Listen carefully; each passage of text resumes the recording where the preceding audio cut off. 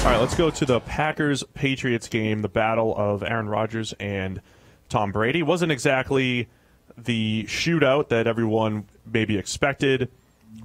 Patriots pull away 31-17, but this was a 17-17 game in the fourth quarter. You mentioned the key turning point. It's the fumble. Yeah.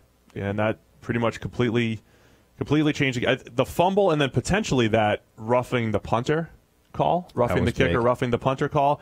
Even though the Patriots didn't really capitalize on that particular drive, it was one of those plays where you just gave an extra possession. Right. Same thing. You're giving extra possessions in overtime. That's going to come back to bite you. That is effectively a turnover. Absolutely. It doesn't get counted in anything like that, but you literally turned your possession into continuing their possession by a dumb penalty. I know. So when fans are watching games and you're going up against Tom Brady, Aaron Rodgers, Drew Brees, now Patrick Mahomes, how stressful is it as a fan? It's like, all right, it's third down, and now one of the best quarterbacks in the NFL is out there, and you get a stop.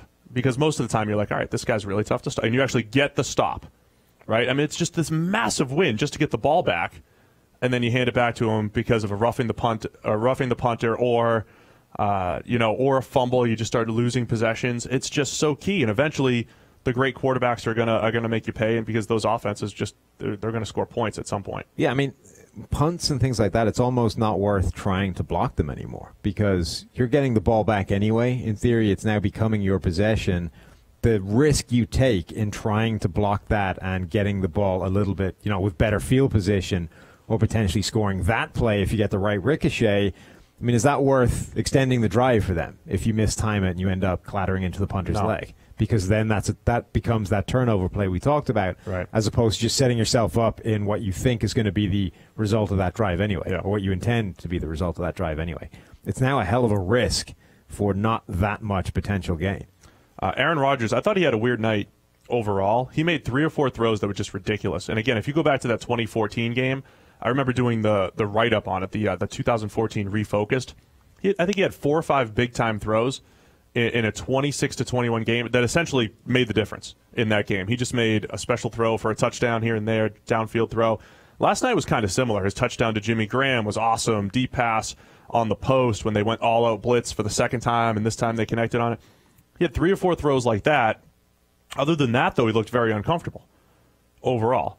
I mean, it was really like 4 special throws, a couple other pretty good ones, and then a few misses and just a whole bunch of, more throwaways and a whole bunch of passes where I thought the Patriots did a fantastic job covering on the back end and just making most throws pretty difficult for Aaron Rodgers. And I know a lot of people like to blame Mike McCarthy in the scheme. Perhaps there's some of that where every pass just feels like this massive challenge for the Packers because it's all isolation routes and, nothing's easy.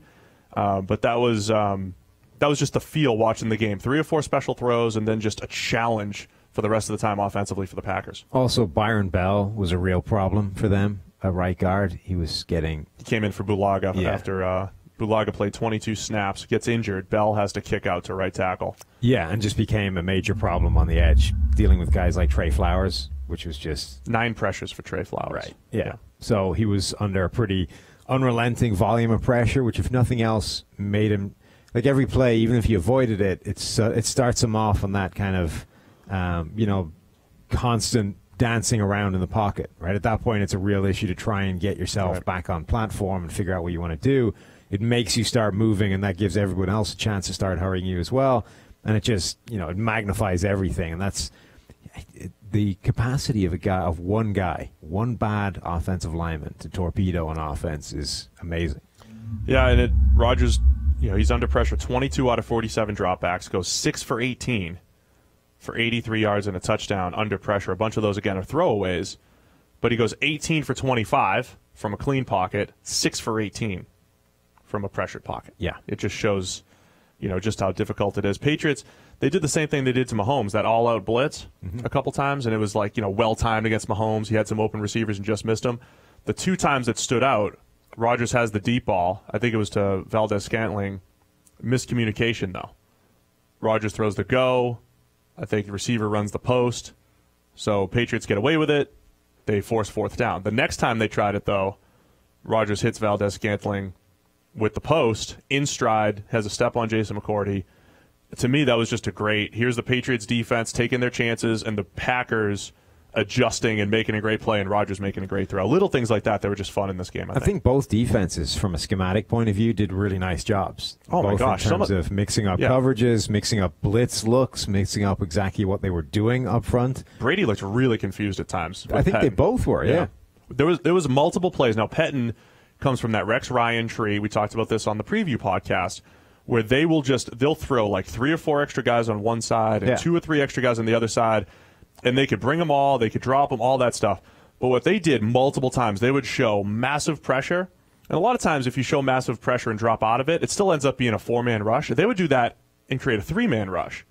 And there was times where the Patriots had no idea who was blocking whom, and a 3-man rush was getting home. That was Brady's first sack. I thought they did a great job of showing blitz and rushing only 3, and the disguise just made Brady hesitate that much, and he looked uncomfortable. And then the other thing to come out of this game was the Patriots continuing to make Cordarrelle Patterson a running back. Yes. You've wanted this for a while now. And it looks like he's good at it.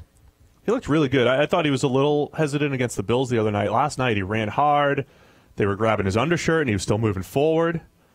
I'm wondering how conscious that is, because I've seen that happen a lot this year. Make guys grab my shirt. Right. You see, you wear like the tight jersey that cuts off almost at the belly button, right? And then you just have this T-shirt that comes out underneath it. When anyone grabs a fistful of T-shirt, it's not stopping a 220-pound guy, the T-shirt. So that stretches out, tears, whatever it is, like a tearaway jersey, and they just keep on going. I'm wondering if that's a conscious thing or if that's just, accidental byproduct of fashion these days. Might be something to it. I thought from a run game perspective, the Patriots ran block. They blocked really well up front in the run game. Both of their tackles, Trent Brown at left tackle, Marcus Cannon at right tackle, did a good job. Their power scheme was very good. I actually liked the cat and mouse game too. Everybody's joking about Brady trying to get his 1,000 rushing yards. He was 1 yard away. And I know the Packers were doing this to win the game, not to stop his 1,000 yards, but they kept taking away the QB. There was so many opportunities for Brady to potentially QB sneak and be like, I got my 1,000th yard for a touchdown. The Packers did a great job, and I thought Chris in the broadcast showed it.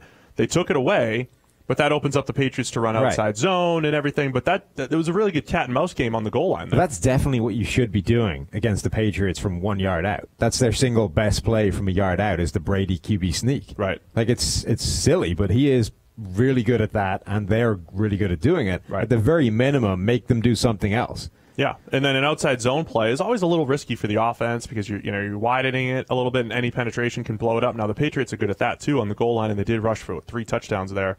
But again, little cat and mouse game. So it wasn't the fireworks that everybody expected, I don't think, but I thought there was a lot of good stuff to watch in this game. Yeah, whatever happens, I think you deserve credit for making somebody do the thing that's number 2 on their list, right? If they want to beat you a specific way, if at the very minimum you've made them beat you some other way, right, you at least deserve some credit. And then the New England red zone pass game, Brady, I think, was 2 for 9 in the red zone. I mean, without Gronk out there, they did look a little lost. Usually it's Gronk, and then it's find James White isolated on a linebacker and find that mismatch. James White was playing a little banged up. Gronk's out of the game last night, and they had nobody to throw to. Like a couple fades to Josh Gordon where he's fallen over.